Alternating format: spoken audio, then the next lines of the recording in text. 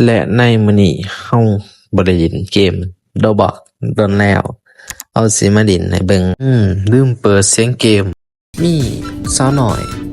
มาป๊อปปี้ฮะสิเข้ามาดินอยากเจอแบบคิลเลอร์แบบดูเดือดๆแบบว่าไล่เฮาตลอดนะเขาสิเป็นคนจุกเฮาก็บ่ได้เก่งขนาดนั้นเนาะเพื่อบ่เป็นกระซ่าเดี๋ยวเขาเกมกันเลย มาเบิ่งครูบ่าวสาวเต้นสุดงามเติมอยู่เนาะเฮาบ่ได้เติมเฮาสายฟรีเฮาสายฟรีเดี๋ยวรอบหน้าเฮาสิมาเติมไปเพื่อบ่เป็นกระซ่าเฮาสิอยู่ด่านหยังเด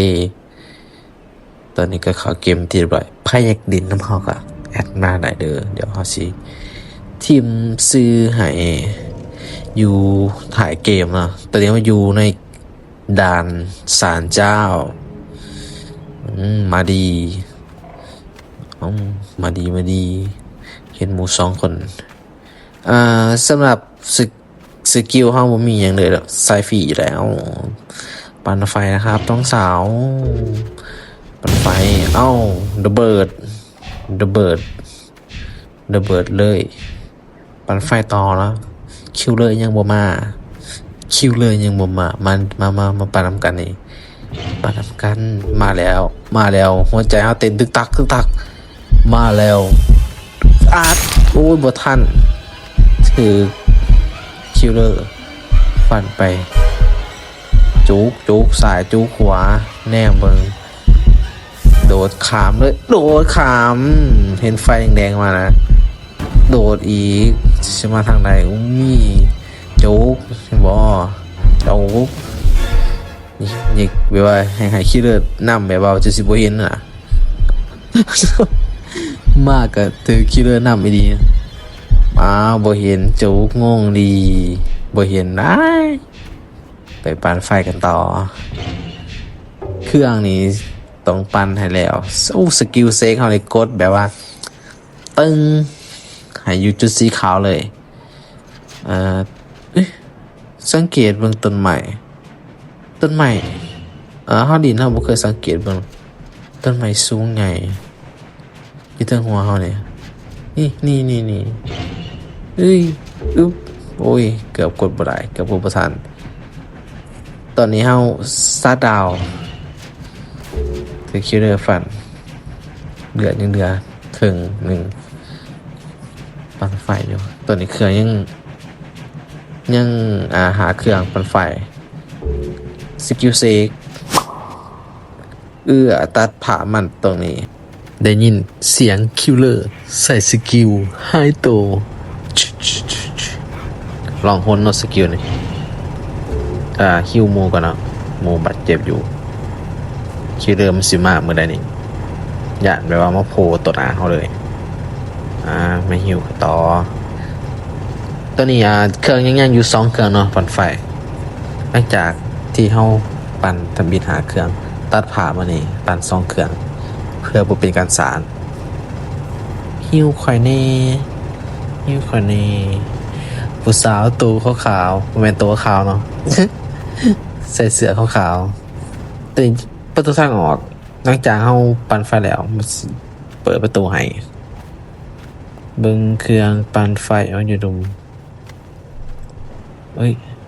นานเห็นแสงวิบวับไปทางพุ่นเนาะคิวเลอร์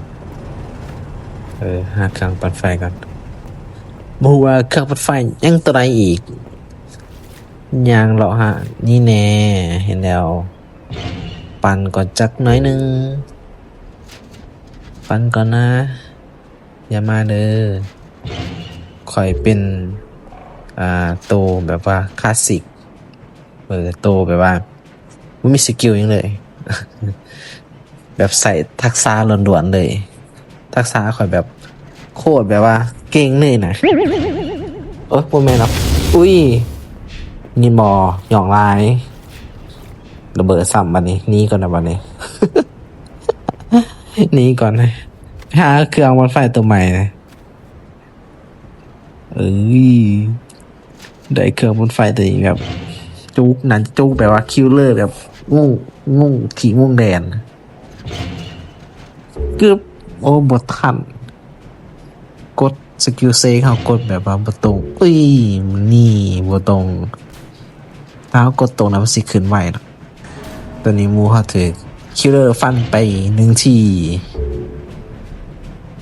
เขายังอยู่3 คนเอ้าถือปากแล้วถือเสียบนะเดี๋ยวเขามาสวยเองไปหรือทับคนแล้วมาพี่ต่อสมมติว่าคนหนึ่งเครื่องปั่นไฟเขายังอยู่2 เครื่องอยู่คือเก่าหมูเขาตามมาบอกว่าตามมานะปั่นไฟเขาเดี๋ยวสิหิ้วให้หิ้วก่อนเนาะอย่างเครื่องปั่นไฟมันจะสาเขาจะบอกวิธีเป็นนำหิ้วหมูไข่แล้วก่อนคิวเลอร์เนี่ยนายจะไปไรผู้หญิงชุดสีขาวหมูเฮาบาดเจ็บอีกนะหิวละปั่นไฟต่ออย่างอีก2 เครื่องเฮากะสิได้ออกจากเมืองนี้เสียจบเกมโกดถ้าเป็นคิวต่อไปนี้เฮาสิมาแนะนำสกิลต่างๆที่เฮาแบบว่าเฮาเติมมานะโอ้โหมีคนเฒ่ามาปั่นไฟกับเฮากำลังสังเกตว่ามีคนเฒ่าเพื่อนบอกว่าใครไม่ได้เฒ่าขอแค่ยอมสีผมแม่นบอกยอมสีผมสีคือสีขาวแท้ เดี๋ยวยังอีกเครื่องตัวที่1เอ้าหมูเฮาถึกปากกันเนาะอึบโอ้ตัวหนาอย่าเด้อมาแล้วเอาไปใส่ละเอางงคิดเรื่องตาบอดวะโอ้ไปไล่มอนอันยุรุม เดี๋ยวเขาตามไปไล่เขาใส่ละโอ้อยู่นี่ เดี๋ยวไปซอยหมูเขาก่อนนะโดดอีกอยู่ใส่เนี่ยมังกรสร้างอะไรปั่นไฟก่อนนี่อีกเครื่องหนึ่งแล้วเครื่องตีที่มูฮากำลังสิปั่นแล้วมาปั่นต่อเป็นเครื่องปั่นไฟ GPR เป็น GP หาลอยไฟหูบอกเลยเด้อเกือบมาฟันนี่มาเลย โดนมานะยังตามมาดูบอทางหลังไปแล้วเขา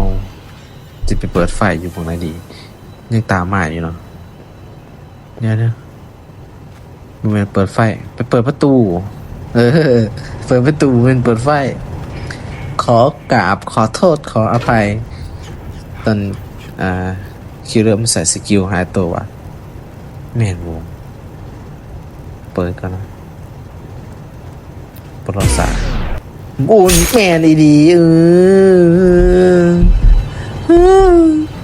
เขาสิตายแล้วเขาสิได้หนีออกจากเมืองนี้บอเป็นไฟแบบมาพับก่อน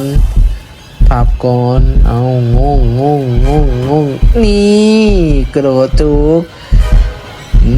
หัวมีหัวมันเป็นหัวสีออกมาทั้งขางยังตามมาอยู่บ่ยังตามมาอยู่เนาะไฟทั้งขางเอายังตามมาอยู่ตอนนี้กลับมาที่เดิมที่เก่ากระโดดนี่พังใหม่บ่พังเอาลบซ้ายลบขวาเอา